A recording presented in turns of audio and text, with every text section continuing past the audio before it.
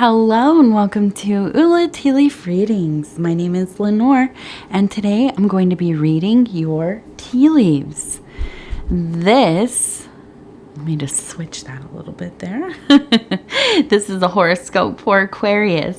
If Aquarius is your solar, lunar, ascendant / rising sign, then this is a message for you. All right, let's get started.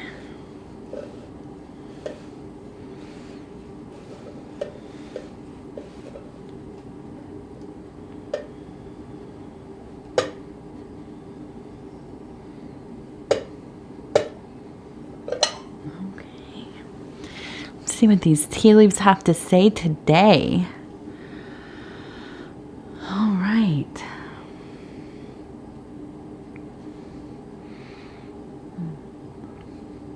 And so our card is the Seven of Cups, which kind of looks like a swamp on the card, and it has to do with debauchery. Oh, I like this one. Look at that. We have a person holding a heart. Kind of sitting and holding a heart right there. I am not mad about that. Okay. So let's see. Now we have a couple of, and I want to count them.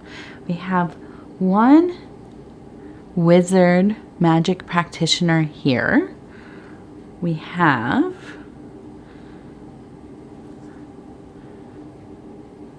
a wizard here with the hat there. And then one right here with a little wand. So we have three. So I think that this is important. There is a sense of, I saw something else. Let me look. The universe really has magic on the brain today, I think. Now, where did you go?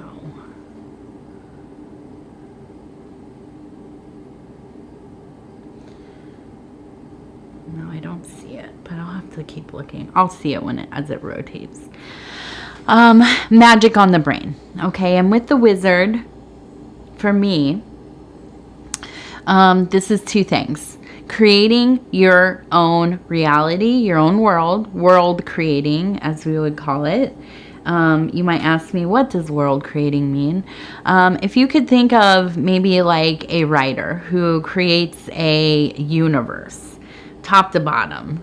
They create all the aspects, all the narratives. Somebody like a Tolkien, right?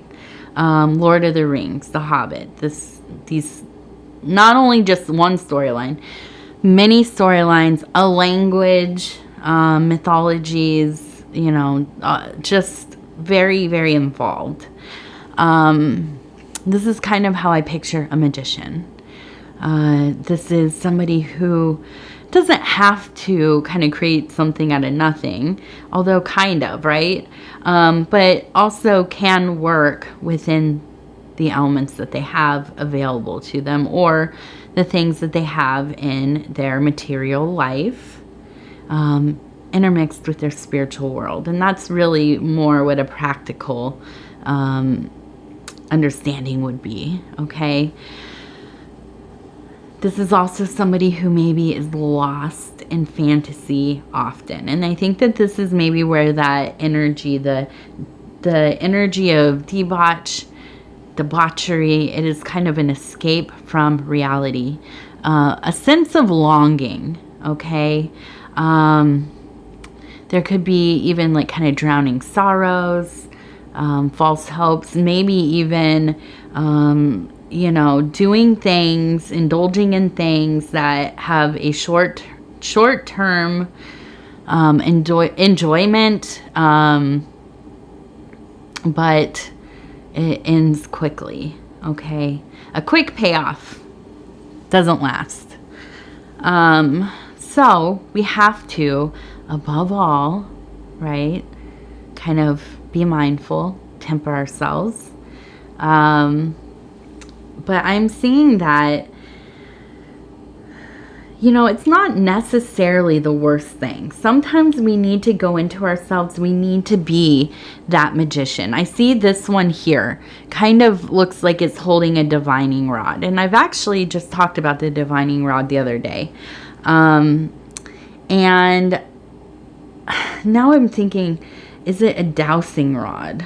And now I always get it mixed up. I think a dowsing rod's the one for water. I mean, it sounds like it, right? Either way, using a tool, a stick, a piece of metal, whatever you use, to look for something through instinct, okay? So, you know, back in the day, people would use different kinds of sticks or metal rods to lead them to places where water access was available, usually underground water, somewhere where they could like dig a well or there was a spring. This actually was fairly effective. Almost every community would have somebody who could do this, and they would come out wherever they were going to homestead or whatever, and you know, they would then dig a well or find their water source. And but this can be, you know, also applied to really just looking for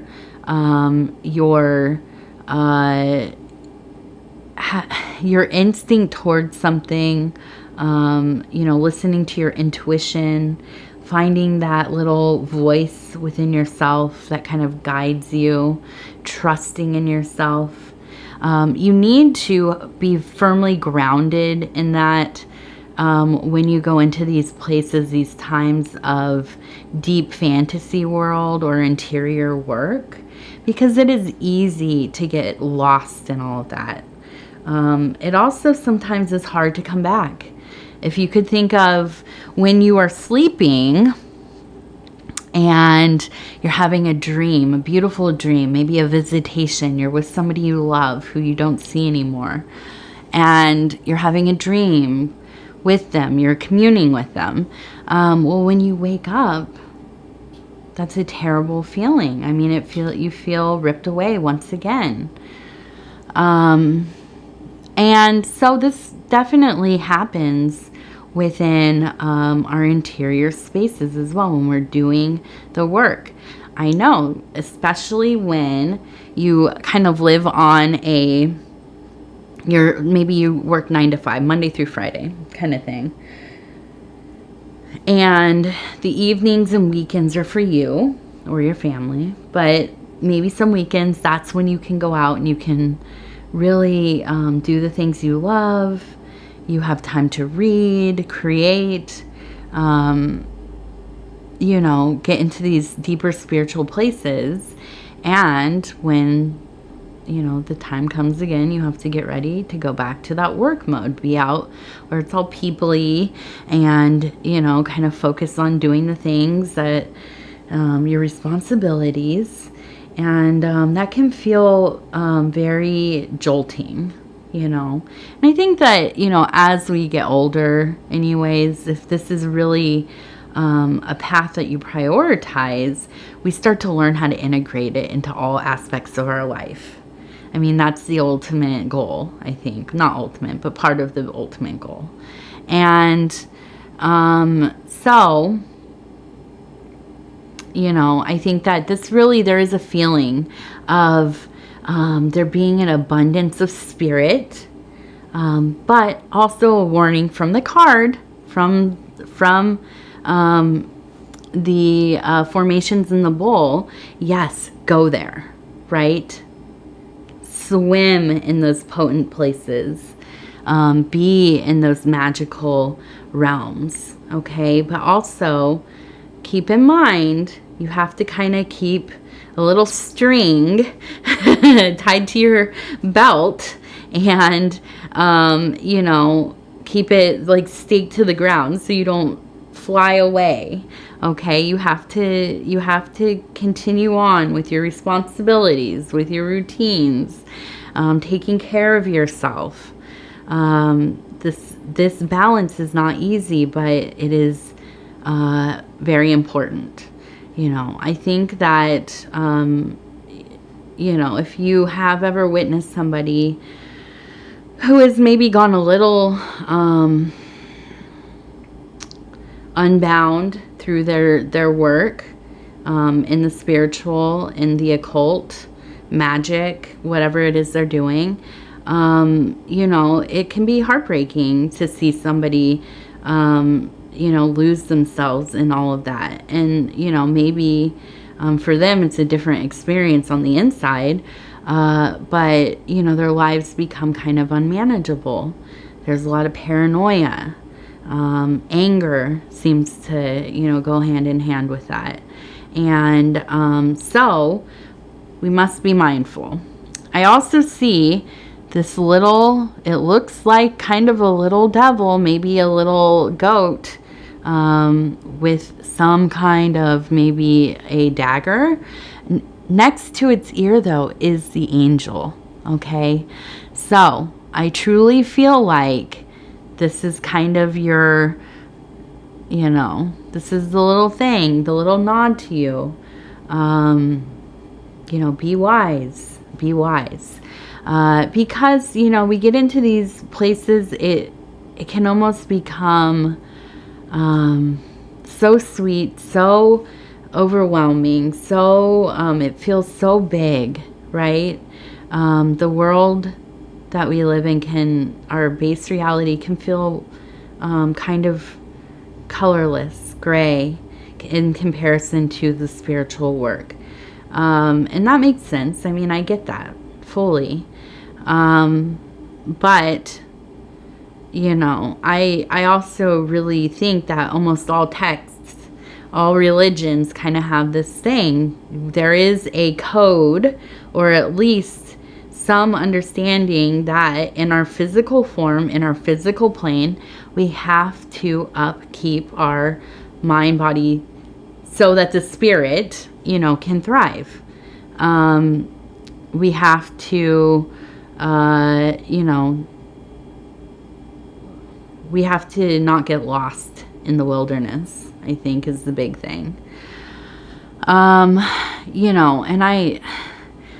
I feel what also comes to mind is just succumbing to compulsive or habitual indulgences. Okay.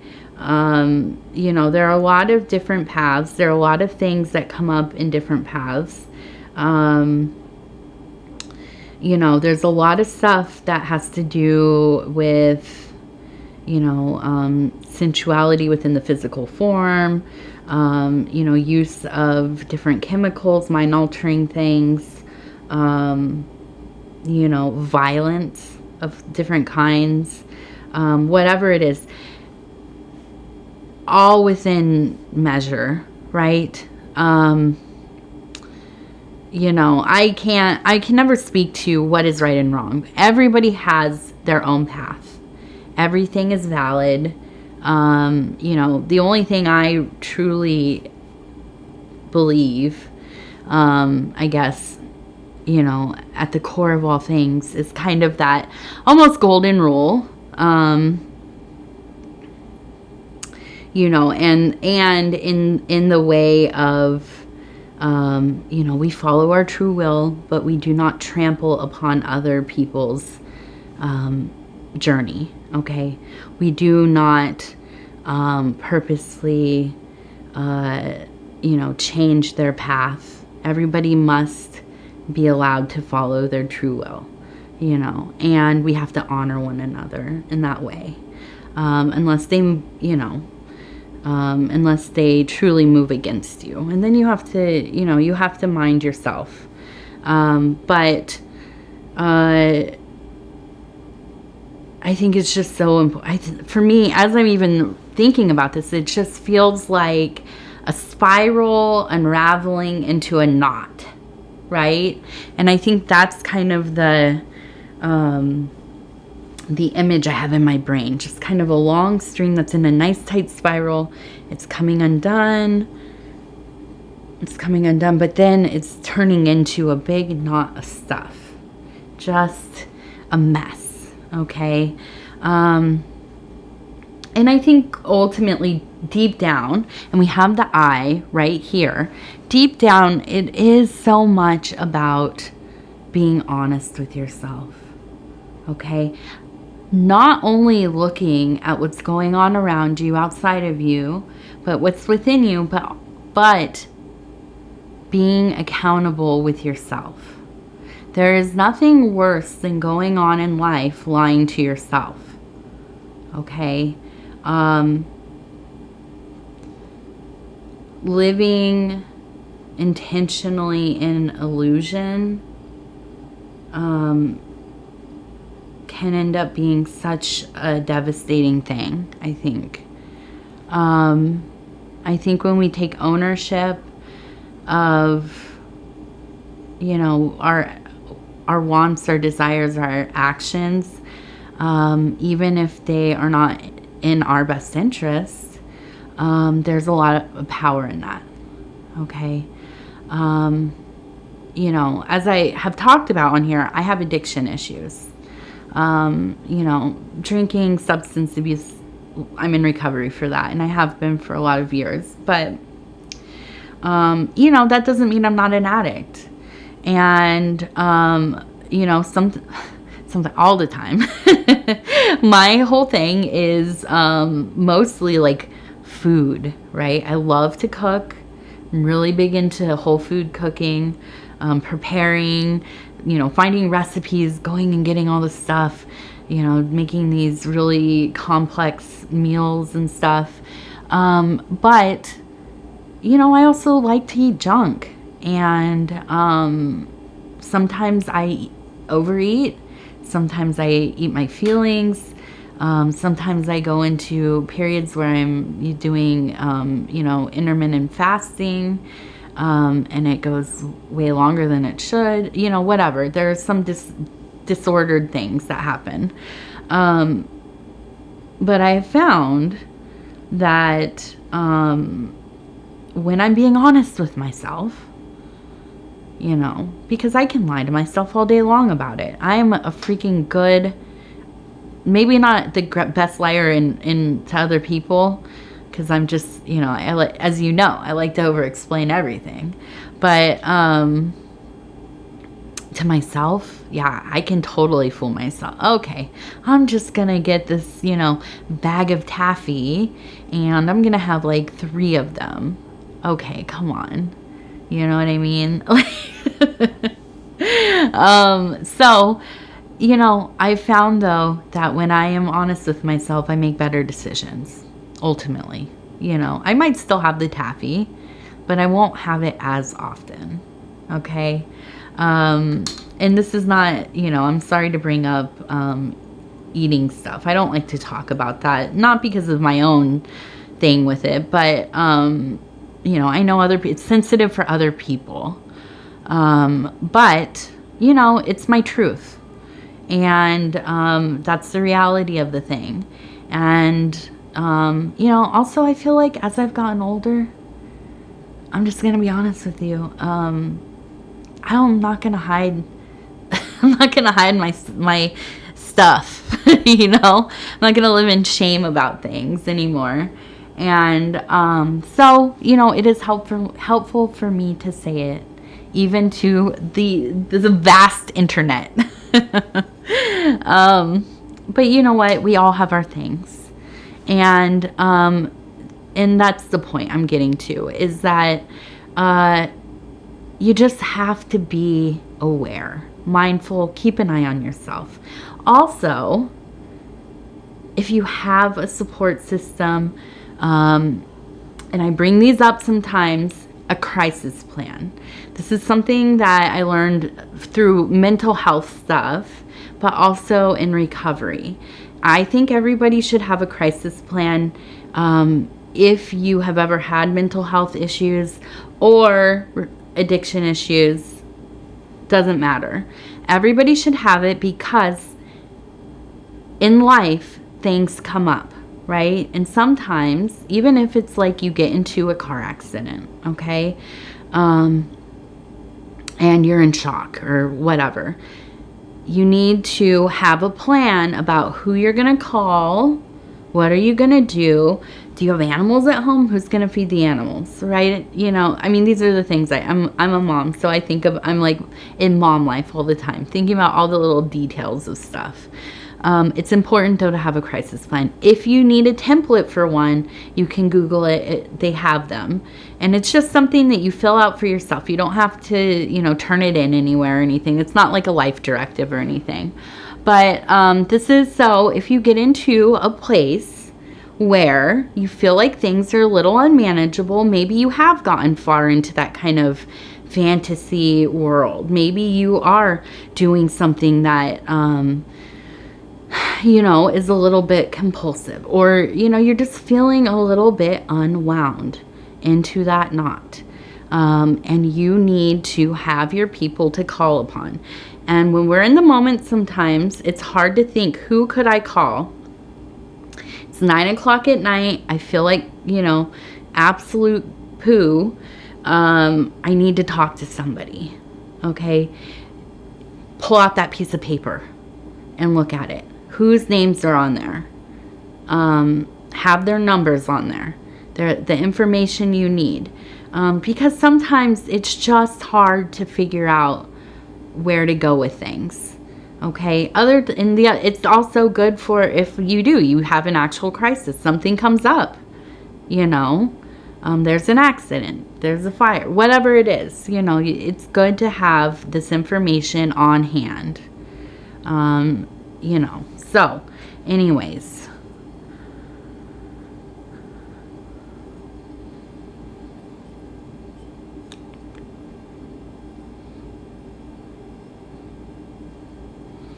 Okay, and I feel like we have the little kind of sad face there.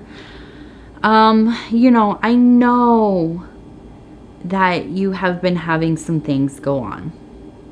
It's not been the easiest season for you, the easiest maybe year for you. But I do think that it's important for you to not only, you know, commune with people that you love and care about, who love and care about you, but get out into the natural world. Okay? Sunshine and air is not going to cure everything, but it will help to go outside. Go see something beautiful. Go do something that takes your mind off of things. Go be in nature. Okay? Take in that greatness around you. Okay? Here we have a bunch of sunflower fields that they plant, and they're all blooming right now. You know, this is something that I like to do every year with the family because it's one of those things. It's so beautiful. It's hard not to forget about all of our little problems. Another thing I just posted about, or I just posted a community post. It's from a few years ago when the baby was just a few months old, but going to an apple orchard. They smell beautiful. It is fun. And if you want to pick some apples, you know, usually you can, I mean, here anyways, they have places where you go, you like buy a basket or whatever, and they charge you for the basket. But just getting out and going and looking at things, you don't have to buy anything. Even, you know, and if you don't have access to getting out of the city or whatever, go for a walk, go to a park, you know, do something. Give yourself that present. All right, let's see. We have the gratitude, a little deck of appreciation cards. And I'm just going to go ahead and put these up here. We're going to, I like that. It's like a little constellation. Okay, and it says, celebrate milestones. Don't skip over your chance to make happy memories. There you go. Go make some happy memories. I don't know if it's a milestone for you or not, but listen, everything can be a milestone. Anything can be worth celebrating. I'm a big fan of creating your own holidays, feast days. There again, another reason for me to cook, right? Feast days, just little anniversaries, whatever it is, and if you don't want to make up your own special holidays or whatever, go online, look up, whatever pantheon of gods, goddesses, the saints, Catholic churches, the old Greek, any culture really, they have all these feast days all the time. I like to look at the Roman and Greek ones because those people were partying all the time. They had a freaking feast every other week, it seems like. Festivals just going on. So, there's always a reason to celebrate, okay? Find a reason. All right, I'm going to go ahead and say thank you so much for spending this time with me. If you'd be so kind as to like the video, it helps us get into the algorithm. And the algorithm decides everything. Basically everything in the world right now. So we like to make it happy with engagement. Those are things like liking the video, sharing the readings on other social media platforms, watching the readings from the beginning to the end. You don't have to do any of that stuff, but if you want to support the channel in some way, these are some of the best. If you have not subscribed yet, please think about doing that. You can hit the little bell. It'll let you know when the next videos are coming out. And if you want to leave a comment, please do. I read them all. I appreciate them all. I reply back to them all. And sometimes it takes me a day or two to get back to you. But I will. I promise. Okay, Aquarius. I love you. And we will talk again in just a few days.